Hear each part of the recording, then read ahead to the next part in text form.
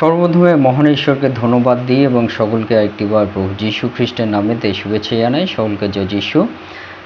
আসুন আজকে যে আমাদের আলোচ্য বিষয় তা হলো যে সদপ্রভু ঈশ্বর তিনি জীবন্ত, অর্থাৎ জীবন্ত ঈশ্বর, যাকে আমরা ডাকলে তার ডাকের উত্তর আমরা পাই এবং প্রতিটা মুহূর্ত তার যখন আমাদের জীবনে তার দরকার পড়ে তিনি আমাদেরকে সাহায্য করেন, আমাদেরকে তিনি পরিচালনা দেন, আমাদেরকে তিনি তার ছোঁয়াতে তার অনুগ্রহতে চালনা করেন। সে বিষয়গুলো যখন আমরা বুঝতে পারি একটা সময়, তখন আমরা বুঝতে পারি যে আমাদের সদপ্রভু ঈশ্বর তিনি জীবন্ত ঈশ্বর। আর সেই সদপ্রভু ঈশ্বরের বিষয় নিয়ে আজকে আমরা আলোচনা করব। তাই এই মুহূর্তে যতজন ঈশ্বরের সন্তানেরা আপনারা যুক্ত হয়েছেন, শুরু থেকে শেষ অবধি ঈশ্বরের বাক্য শোনার জন্য অনুরোধ থাকলো। আসুন আমরা এই সময় ঈশ্বরের বাক্য শুনি। গীতসংহিতা 18 অধ্যায় 46 পদ। সদাপ্রভু জীবন্ত, আমার শৈল ধন্য হন, আমার ত্রাণের ঈশ্বর উন্নত হন। ঈশ্বর তার বাক্যে আমাদের প্রত্যেককে আশীর্বাদযুক্ত করুন, আমেন। আজকে আমরা দেখি আমাদের পিতা ঈশ্বর তিনি আমাদেরকে প্রথম যে বিষয় বলতে চান যে আমাদের ঈশ্বর জীবন্ত। আর জীবন্ত মানে কি? জীবন্ত মানে হলো সাড়া দেন। জীবন্ত মানে কি? তার অস্তিত্ব আছে। জীবন্ত মানে কি? তার কার্য আমরা আমাদের জীবনে বুঝতে পারি। তিনি হলেন আমাদের সেই জীবন্ত সদপ্রভু ঈশ্বর। তাই ঈশ্বর তিনি আমাদেরকে বলতে চান তিনি জীবন্ত ঈশ্বর এবং আমাদের ত্রাণের ঈশ্বর উন্নত হন, অর্থাৎ সেই জীবন্ত ঈশ্বর তার বিষয় আমাদের জীবন থেকে আমরা কি করতে পারি। আমরা চাই আমাদের জীবনে আরও সেই ঈশ্বরকে তার মহিমা দিতে, উন্নত হন বলতে তার গৌরব দিতে, তার প্রশংসা আমরা যেন দিই, কারণ তিনি জীবন্ত ঈশ্বর। জীবন্ত ঈশ্বর বলে আমাদেরকে মনে রাখতে হবে যে সেই জীবন্ত ঈশ্বরকে আমরা আমাদের জীবনের সব থেকে ঊর্ধ্বে তার অস্তিত্ব, তার কার্য, তার মহিমা আমরা দিই। তার যে অস্তিত্ব এবং কার্যের মধ্য দিয়ে আমরা যেন তার গৌরব, তার প্রশংসা আমরা যেন দিই। তার নাম উচ্চীকৃত হোক, তার নাম মহিমান্বিত হোক, সে বিষয় যেন আমরা করি। পিতা ঈশ্বর তিনি আমাদেরকে সে বিষয় বাক্যের মধ্য দিয়ে তিনি আমাদেরকে বলতে চান। এবং আমরা যদি গীতসংহিতা 99 তার 9 পদ আমরা দেখি, তাহলে জীবন্ত ঈশ্বর, আমাদের সদপ্রভু জীবন্ত ঈশ্বর, সে বিষয় পিতা ঈশ্বর গীতসংহিতা 99 অধ্যায় 9 পদে কী বলতে চান? বলছে, তোমরা আমাদের ঈশ্বর সদপ্রভুর প্রতিষ্ঠা করো, তাহার পবিত্র পর্বতের অভিমুখে প্রণিপাত করো, কেননা আমাদের ঈশ্বর সদপ্রভু পবিত্র, আমেন। অর্থাৎ যে ঈশ্বর তিনি জীবন্ত, তিনি কি পবিত্র ঈশ্বর।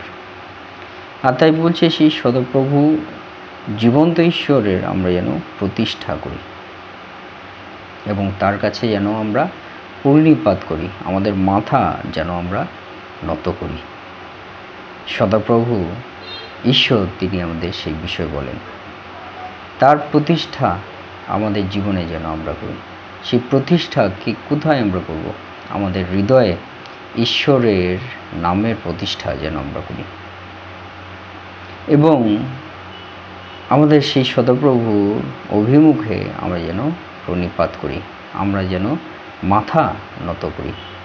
অর্থাৎ এইগুলোর মধ্য দিয়ে পিতা ঈশ্বর তিনি আমাদেরকে কি বলতে চান? যে সদপ্রভুর প্রতিষ্ঠা করা এবং প্রণিপাত করা, কারণ তিনি জীবন্ত ঈশ্বর, সেই জন্য তার নামের প্রতিষ্ঠা যেন আমাদের জীবনে আমরা করি এবং তাকে প্রণিপাত করি। এর মধ্য দিয়ে পিতা ঈশ্বর তিনি কি বলতে চান?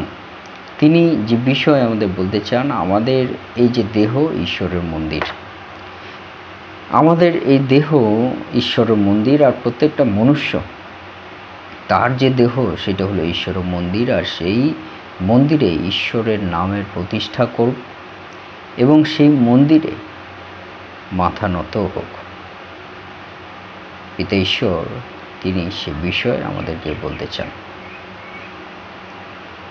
এবং আমরা মনে রাখি, কেননা আমাদের ঈশ্বর সদাপ্রভু পবিত্র, আর আমরা সেই পবিত্র ঈশ্বরের জন্য আমাদের এই জীবনকে মন্দির হিসাবে যেন আমরা গড়ে তুলি। পিতা ঈশ্বর তিনি সেই জীবন্ত পিতা ঈশ্বর তিনি আমাদেরকে সেই বিষয় বলতে চান। গীতসংহিতা 99 তার 9 পদে। এবং শেষ পদ হিসাবে যদি আমরা দেখি, প্রকাশিত বাক্য 1 অধ্যায় 18 পদ, সেখানে আমাদের জীবন্ত ঈশ্বর তিনি আমাদের বাক্যে কি বলতে চাইছেন? তিনি আমাদেরকে বলতে চাইছেন যে আমি প্রথম। আমাদের জীবন্ত ঈশ্বর তিনি বলছেন যে আমি প্রথম ও শেষ ও জীবন্ত। আমি মরিয়া ছিলাম, আর দেখো আমি যুগ পর্যায়ে যুগে যুগে জীবন্ত। আমি মৃত্যুর ও পাতালের চাবি আমার হস্তে আছে। আমেন। অর্থাৎ আমাদের সেই জীবন্ত ঈশ্বর তিনি আমাদেরকে বলতে চাইছেন যে প্রথম এবং শেষ তিনি হলেন আমাদের জীবন্ত ঈশ্বর। অর্থাৎ ঈশ্বর তিনি আমাদেরকে বলছেন প্রথম এবং শেষ এবং জীবন্ত। অর্থাৎ যদি প্রথম আমরা কাউকে দেখি, তিনি হলেন সেই সদাপ্রভু, এবং শেষ অবধি যিনি থাকবেন তিনি হলেন সেই সদাপ্রভু। আর এই মধ্য দিয়ে তিনি আমাদেরকে যে বিষয় বলতে চান, যে এর মধ্য দিয়ে যদি জীবন্ত এবং এক্সিস্ট করছে, অস্তিত্ব আছে, তিনি হলেন স্বয়ং সদাপ্রভু, যিনি জীবন্ত ঈশ্বর। পিতা ঈশ্বর আমাদের সে বিষয় বলতে চান, আর বলছে দেখো আমি মরিয়া ছিলাম, আর দেখো আমি যুগ পর্যায়ে যুগে যুগে জীবন্ত। আর সেই মরিয়া ছিলাম বলতে প্রভু যিশুর বিষয় আজকে আমরা দেখতে পারি যে তিনি মরে গিয়েছিলেন ক্রুশে, এবং তিনি আবার 3 দিন বাদে জীবিত হয়ে উঠেছেন, এবং বলছে যুগ পর্যায়ে যুগে যুগে এখনও আমি জীবন্ত। সেই প্রভু যিশুর নামেতে যে প্রার্থনা সভা, আরাধনা সভা হয়েছে, আর সেই আরাধনা সভার মধ্য দিয়ে প্রভু যিশু তিনি প্রচুর অগণিত সন্তানদের তিনি প্রার্থনা শ্রবণ করে চলেছেন। আর সে মধ্য দিয়ে পিতা ঈশ্বর তিনি এই বাক্যের মধ্য দিয়ে আমাদেরকে প্রমাণ করেন যে তিনি যুগ পর্যায়ে যুগে যুগে জীবন্ত, এবং হচ্ছে মৃত্যু এবং পাতালের চাবি তার হস্তে আছে। তাই জীবন্ত ঈশ্বর, তার হস্তের যে ক্ষমতা আমরা দেখতে পারি, আর তা থেকে আমরা বুঝতে পারি আমাদের জীবন্ত ঈশ্বর আমাদের প্রভু যিশু।